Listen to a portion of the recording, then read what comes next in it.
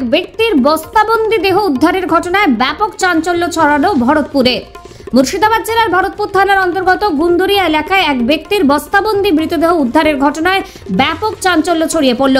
জানা গিয়েছে, গ্রামেরই একজনের কাছ থেকে পাওনা ৬,০০০ টাকা আনতে যায় ওই ব্যক্তি এবং তারপর থেকেই নিখোঁজ থাকে এবং আজ সকালে ওই ব্যক্তির মৃতদেহ উদ্ধার হয় বস্তাবন্দি অবস্থায়।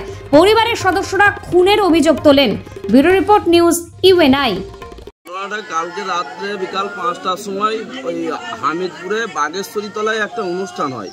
ওই অনুষ্ঠানে উনি কীর্তন গান খুব শুনতে ভালোবাসতেন, কীর্তন ছিল। তো ওই কীর্তন গান শুনতে গিয়েছিল, দিয়ে গান শোনার পরে রাত্রে আর বাড়ি ফেরেনি।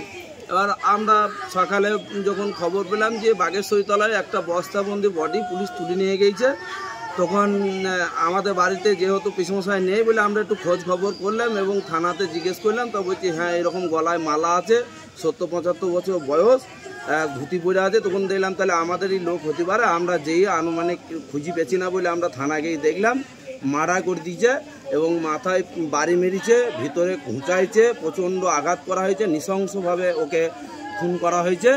এর যেন প্রকৃত সাজা হয়। করুণা বাগদি বলে একজন ক্রিমিনাল, উনি এই পিসমশাইকে নৃশংসভাবে আজকে রাত্রে কখন মার্ডার করছে আমরা জানি না। আপনার পিসমশাইয়ের নাম কি?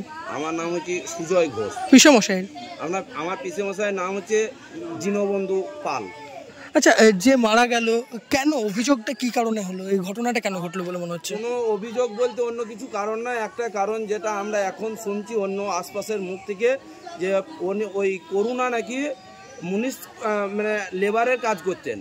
এবার ওর সংসার চালানোর তাগিতে হয়তো সংসার চলছিল না। আমার পিসমশাইকে বলেছিল তোমার জমি কাজ করে দেবো, আমাকে অগ্রিম ১,৫০০ টাকা দাও। এই পরিপ্রেক্ষিতে পিসমশাই কিছু টাকা ওকে ধার দিয়েছিলেন। এবার ধার দেওয়ার পরে উনি কাজও করে দিচ্ছিলেন না, টাকাটাও দিচ্ছিলেন না। ওই কালকে নাকি পিসমশাই ওকে বাড়ি যেই টাকাটা চাইতে গিয়েছে, এটাই অপরাধ, এটাই শুনছি। আচ্ছা, রাজনৈতিক কিছু জড়িয়ে আছে এর মধ্যে? না, আমার পিসমশাই কোনো রাজনৈতিক দল করে না, এমনি সাধারণ কৃষক, কোনো রকমের জমি জায়গা চাষবাস করি। কি নাম আপনার? আমার নাম হচ্ছে সুজয় ঘোষ।